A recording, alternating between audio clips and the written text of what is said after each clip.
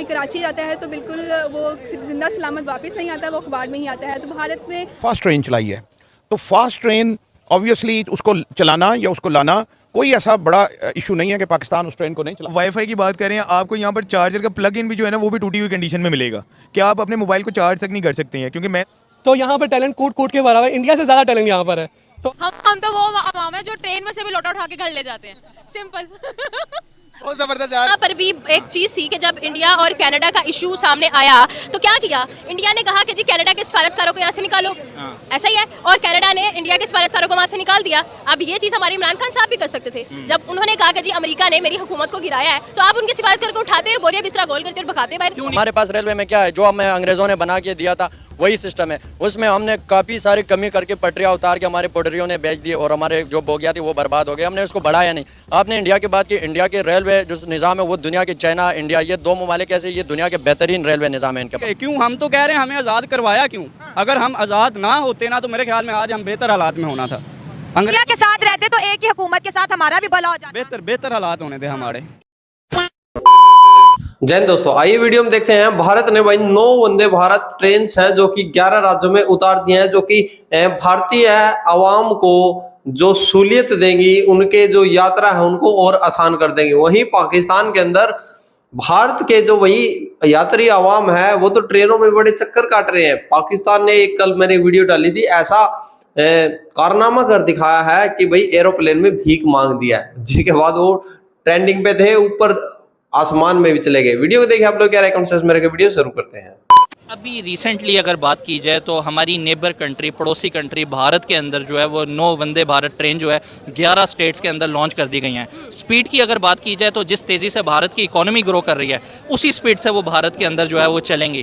क्या कहना चाहेंगी इस बड़ी डेवलपमेंट के ऊपर जो कि प्राइम मिनिस्टर नरेंद्र मोदी की तरफ से अपनी कंट्री के रहने वाले लोगों के लिए की गई है? First of all I want to say congratulations, जो भी है जैसे भी है, जो भी कंट्री कोई चीज़ कंक्वायर करती है या फिर कोई नई चीज़ें इन्वेंट करती है, मुझे ये लगता है कि हमें उसको अप्रिशिएट करना चाहिए। अगर यहीं पर आप भारत की जगह अमेरिका का या लंदन का कोई और कंट्री का आप नाम लेते तो हर कोई इसको अप्रिशिएट करता है। लेकिन यहाँ पर बात यह है कि जब हम लोग इंडिया को थोड़ा सा भी इसकी साइड ले रहे होते हैं तो हमें कहते हैं कि जी ये तो जो है वो दहशतगर्द है, they are like why they are appreciating the India. लेकिन द थिंग इज, अगर आप किसी भी मुल्क ने अच्छा काम किया है, ख्वाह वो लंदन है, ख्वाह वो कोई और कंट्री है, ख्वाह वो इंडिया है, ख्वाह वो अफगानिस्तान है, ऑब्वियसली ख्वाह वो जो है वो यस अफगानिस्तान है, तो हमें उसको अप्रिशिएट करना चाहिए। तो अप्रिशिएशन के बाद मैं ये कहूँगी कि देखिए रिसेंटली हमें एक आई थिंक सो 1-1.5 माह पहले या मैक्सिमम 2 मंथ्स अगो हमें एक उनका वाकया देखने को मिला था किसी एरिया में कि उनकी ट्रेन कोलैप्स हो गई। 1 नहीं 3 आई थिंक सो कोलैप्स हुई। तो आई थिंक सो उस लॉस के बाद उनकी ये अचीवमेंट बहुत बड़ा जो है वो उनके लिए अच्छा और गुड साइन है, पॉजिटिव साइन है कि उन्होंने किस तरह से रिकवर किया। और यही जिंदा कौमों की निशानी है कि अगर उनको कोई लॉस होता है किस तरह से वो रिकवर करते हैं और अपने मुल्क के बाशिंदों को दिखाते हैं कि भाई अगर ये ऐसा हुआ था, ये फॉल्ट था, हमने इसको ये को क्लियर कर लिया और उसके साथ भी हमने जो है वो टेक्निकली चीज़ों में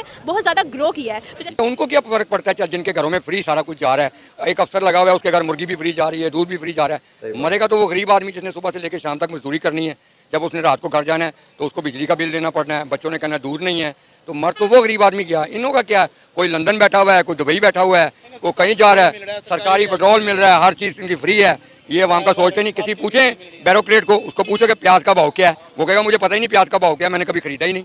हमसे पूछे ना गरीब आदमियों से जिसने सुबह से लेकर शाम तक मजदूरी करनी है। छोटी सी आबादी है पाकिस्तान की, हमसे वो नहीं संभाली जा रही और इंडिया इतने सूबों को लेकर चल रहा है। इंडिया के प्राइम मिनिस्टर नरेंद्र मोदी के आते आप देखें कि इंडिया ने कितनी दिन दुगनी रात चुगनी तरक्की की है। मैं कहता हूँ कि इंडिया इतनी की तरक्की कर रहा है, उसने सुई से लेकर जहाज तक अपना बना लिया। पिछले दिनों में सुना वो चांद पर पहुँच गया। हम यहाँ इछरा तक नहीं पहुँचे, अभी हम इछरा जाने के लिए लाइन में खड़े होते कि वहाँ कब पहुँचेंगे हम। तो वो तरक्की करेगा क्योंकि वो अपनी आवाम का सोचते हैं, वो सोच ही जाएंगे। उन्होंने अपना पेट भरने का नहीं सोचते, वहाँ पर लोग सोचते हैं कि सारों के साथ मिलकर चलना है।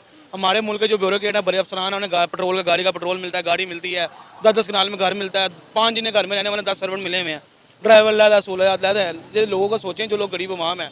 आप यहाँ पर देख रहे हैं सारे लोग कैसे बेरोजगार हुए हैं।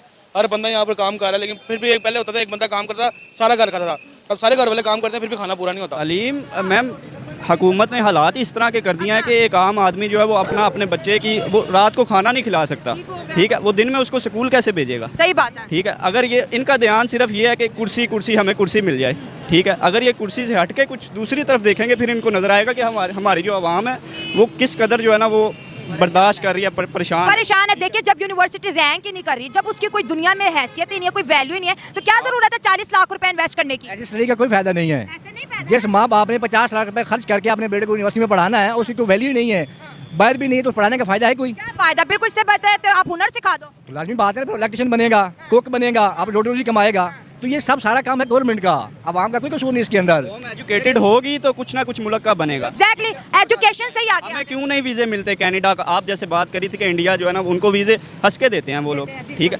कितनी आबादी है उधर? 140 करोड़। 140 करोड़। ये कितनी है इधर? मेरे ख्याल में मुश्किल से 24 करोड़ है। बिल्कुल 24। इनसे ये नहीं संभाली जाती, ठीक है। उधर देखें वो उनका क्या हाल है, हालांकि गुर्बत उधर भी है, मसला है, कंट्रोल कर रहे हैं अपना, इनसे कंट्रोल नहीं हो रहा। शुरू से 75 साल हो गए हैं हमारे ये मुल्क को आज़ाद हुए, 77 हो गए हैं, लेकिन हम आज़ाद नहीं हैं, ठीक है। कौन सी गुलामी की जंजीरें हैं जो अंग्रेज तो छोड़ के चले गए, लेकिन फिर भी नहीं गए? क्यों? हम तो कह रहे हैं हमें आज़ाद करवाया क्यों?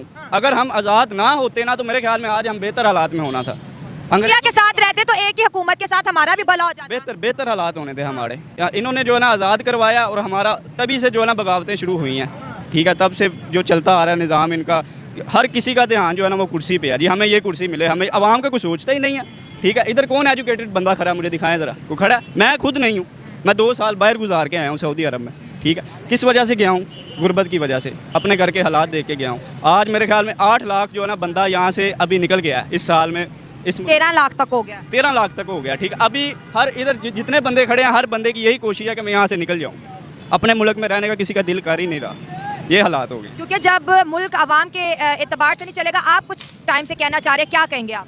तलीमी मेयार लो इसलिए है कि इसमें जो है ना, अगर आपने एजुकेशन, आपने बात की है कि एजुकेशन से बंदा आगे आता है, तो अगर इनके इख्तियार में एजुकेशन नहीं देना, मुल्क को, आवाम को, सपोर्टर्स को, कारकुनान को, तमाम ऐवान असम्बली जितने भी आवाम की तादाद है, अगर नहीं दे सकते उनको ये एजुकेशन, तो किसी ना किसी एक पॉइंट पे तो खड़े हो जाएं। लल खला खड़खड़ा, जैसे पंजाबी का लफ्ज़ है, लल खला जाते हैं, लत्ता नदियाँ कम दियाँ बेच देते हैं। मतलब कि जो ऐसा एजुकेटेड होता है उसको अपने तौर पे इस्तेमाल करते हैं, मुल्क के लिए इस्तेमाल नहीं करते, इसलिए हमारा तलीमी नवाब। तो दोस्तों, आप लोगों ने देखा कि भाई भारत ने दिन पर दिन कैसे तरक्की करता जा रहा है, और एक साथ 9 वंदे भारत ट्रेन है जो लागू कर दी है, जो कि 11 स्टेट में चलने वाली है।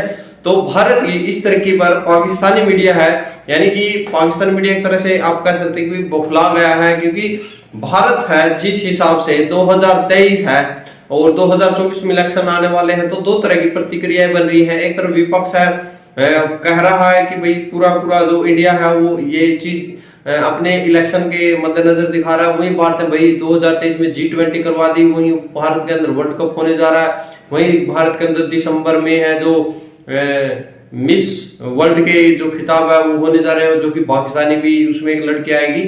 तो यानी कि जो 2023 है भारत के लिए बहुत ही मायने रखता है।